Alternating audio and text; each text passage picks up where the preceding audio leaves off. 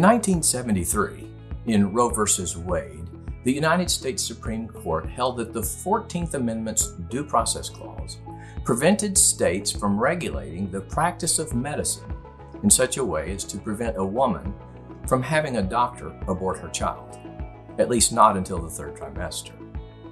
Then, in 1992, in Planned Parenthood v. Casey, the court affirmed Roe.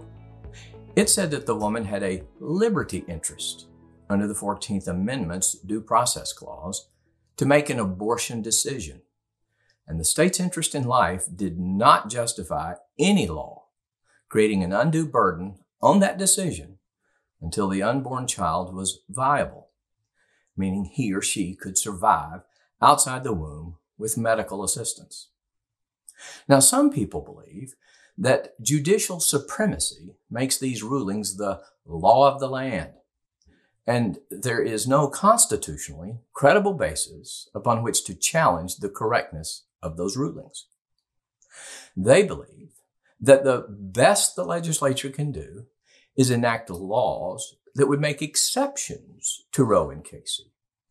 An example would be the so-called laddered approach based on a Missouri statute that seeks to prohibit abortion at one of several different stages of fetal development, and then let the federal courts decide at which one of those stages of fetal development the law would be constitutional.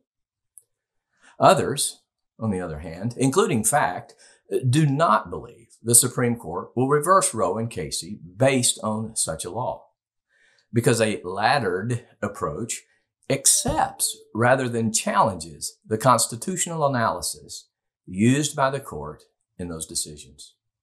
They also believe the laddered approach abdicates the legislature's power over public policy to the federal courts. They believe that to properly define person, life, or liberty as used in the due process clauses found in both the 5th and the 14th Amendments, the courts must apply the meaning those words had in the common law at the time those amendments were adopted. That's how they would have been understood. Now, the common law recognized that all persons have a right to life, including, quote, the child in the mother's womb, end quote. Liberty, at common law, meant the power to move from one place to another, freedom from physical restraint. No person could be deprived of life or that type of liberty without due process of law. The supporters of this approach point to the fact that the Supreme Court has repeatedly looked to the common law to define words and phrases in the Constitution, doing so as recently as this past April.